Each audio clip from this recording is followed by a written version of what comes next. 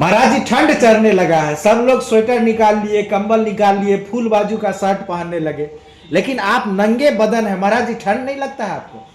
देखिए, ये तो ईश्वर की कृपा है। जी जी उनकी देन है कि शरीर को साधने में उन्होंने हमारी मदद जी जी की।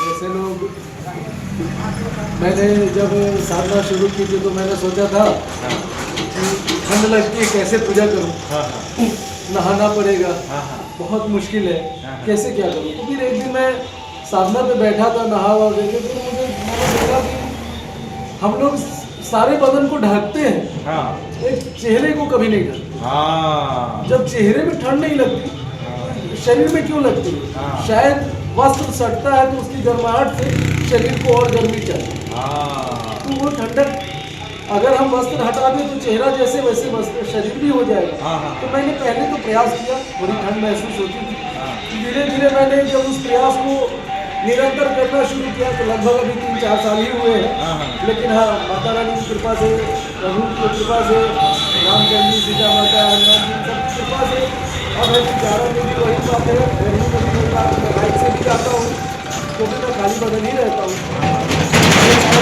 कभी खाली बदन रहता हूँ, मैं चप्पल जूता पहनता नहीं। मतलब आपको महसूस होता है, बर्दाश्त करने का वो महसूस ही नहीं होता है ठंड महाराज जी? कभी कभी फील होता है, महसूस होता है, कभी नहीं भी होता है। अच्छा। क्योंकि अब तो आदत में शामिल हो गई, जी जी जी तो इसलिए वो आदत है तो पता नहीं चलता। जी जी। लेकिन इनकी कृपा है जो हमें चलाते हैं। हमारे बहुत सारे दर्शक लाइव जुड़े हुए हैं, आपको देख रहे हैं, जी। सब लोग आपके आशीर्वाद के आकांक्षी है। थोड़ा सा अपने तरफ से सबको आशीर्वाद दीजिए ताकि जीवन में उन लोगों का जो दुख दर्द चिंता है वो सबका मिट जाए। कल्याण हो, सबका कल्याण हो, जी। सबको मेरा आशीर्वाद है, जी जी प्रभु का आशीर्वाद है, माता रानी का आशीर्वाद है, जी जी। सबका कल्याण। अच्छा महाराज जी, एक सवाल और है। हनुमान जी का मूर्ति देखते ही लोग जय श्री राम का कमेंट करना शुरू कर दिया है। जय बजरंगबली बहुत कम लिखे हैं, जय श्री राम, ऐसा क्यों? शायद लोग मुझे श्री राम जी के नाम से जान रहे हो, श्री राम जी के चरणों में देखा है लोगों ने, आज हनुमान जी के चरणों में देख के लोग चकित है। लेकिन आपको याद होगा कि मैंने पहले जब आप लोगों ने मेरा इंटरव्यू लिया था जी जी तो उसमें मैंने बताया था जी कि एक हनुमान जी है रोड पे, जी। जिनके चरणों में मैं आया था, जी जी। तो उनकी ही कृपा से मैं राम जी तक पहुंचा था। इन्होंने अपने आराध्य की सेवा के लिए मुझे भेजा, जी जी जी। और मुझे जो खंडहर दिखा था जिसमें रामचंद्र जी दिखे, सीता माँ दिखी, तो इनके भेजे हुए जगह पे मैं पहुंचा था। लेकिन मेरी स्टार्टिंग यहीं से हुई थी। जी जी। मैं इन्हीं के चरणों से गुजर रहा था। जी जी। तो मुझे इनकी सेवा करने की इच्छा हुई थी। मैंने झाड़ू लगाया, मैंने वो पानियों से इनकी साफ सफाई की, इन्हें स्नान कराया, जी जी। और फिर इनकी पूजा आराधना की। जी जी।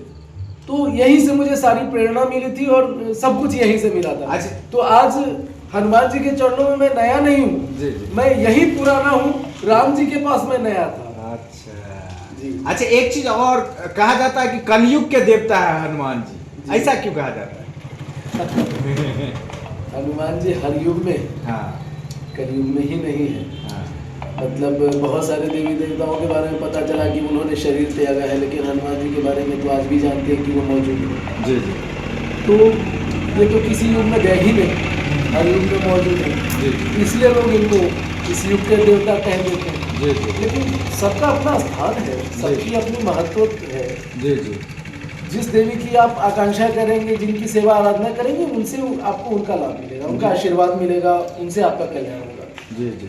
भक्ति या श्रद्धा जो होती है वो तो आपके हृदय में है, आपके आत्मा में। आप किससे प्रेम करते हैं, किससे आपका स्नेह है, किससे लगाव है। जी जी। वहाँ राम, हनुमान, सीता, दुर्गा, काली कुछ नहीं होता, वहाँ तो आपका प्रेम होता है। जी। प्रेम से, भाव से हम साधना या आराधना या पूजा करते हैं। महाराज जी, एक सवाल है जी कि आप नंगे बदन रहते हैं, एक गमछा आप पहनते हैं, जी। लेकिन फिर भी आपके चेहरे पे शांति है, प्रसन्नता है, खुश है, लेकिन लोग इतना सारा गहना जेवर कपड़ा सारा चीज पहनने के बाद भी बेचैन है, उसको और चाहिए।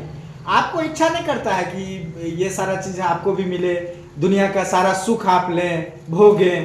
देखिए, सबसे बड़ी बात है, सुख का भोग इंसान तब सोचते हैं ना जब उन्हें उसकी आकांक्षाएं होती हैं, जो इच्छाएं रखते हैं। हमारी इच्छा तो प्रभु में है, भगवान में है, उनकी सेवा में है, उनकी आराधना में है। तो फिर हमें उन चीजों की लोभ लालच ही नहीं, मेरे पास आ जाए तो मैं तो उन्हें पहना दूँ। ऐसा क्या है महाराज, आप क्यों नहीं लेना चाहते? ऐसा क्या बुराई है उसमें? बुराई क्या है सो बुराई बताइए। किसी चीज में नहीं है। अच्छा। एक्चुअली में अगर कोई सौंदर्य का चीज है हाँ। तो मेरे प्रभु पहनेंगे तो मुझसे ज्यादा सुंदर दिखेंगे ना। हाँ। तो मैं तो चाहूंगा कि उन्हें मिले। हाँ। कि मैं पहन लिया तो फिर तो वो तो वैसी की वैसी रह जाएंगे। हाँ। जब भी मुझे कोई चुनरी मिलता है तो मैं लाके इन्हें उड़ाता हूँ, हम्म, वहाँ सीता माँ को उड़ा देता हूँ, हम्म, रामचंद्र जी को उड़ा देता हूँ, लक्ष्मण जी को उड़ा देता हूँ। हम्म, तो क्या है कि जो भी मुझे मिलता है, कई बार लोगों ने कहा कि बाबा ये आपके लिए है, मैंने कहा मैं लेके क्या करूँगा, उन्हीं को दे देता हूँ। अच्छा महाराज जी, प्रेम क्या है? प्रेम क्या है? ये सब मुझसे ना पूछिए। अच्छा तो प्रेम, ईश्वर से अच्छा प्राप्त शांति है। क्या है महाराज जी? शांति क्या है? शांति किसी व्यक्ति या वस्तु का नाम नहीं है। शांति जब मन आपका हर चीज से संतुष्ट, हाँ हाँ। खुश है, वही शांति है। पुण्य क्या है महाराज? अच्छा अच्छा, ये लंबा हो जाएगा इस समय इंटरव्यू, लेकिन महाराज इस सब टॉपिक पे एक दिन आराम से बैठ के बात करेंगे महाराज जी। कुछ सवाल है मेरे मन में, उत्सुकता है, बहुत सारा चीज आपसे लेना चाहते हैं हम। आपको पता ही है कि आपके पास आने के बाद ऐसा लगता है कि मन में जीवन के प्रति जितने भी सवाल हैं, कुंठता है मन में, सब कुछ दूर कर ले। तो अभी आप पूजा पे बैठे हुए हैं तो अभी सारा सवाल कर लेना सही नहीं है। अंतिम में एक बार और आशीर्वाद दे दीजिए हमारे दर्शकों को।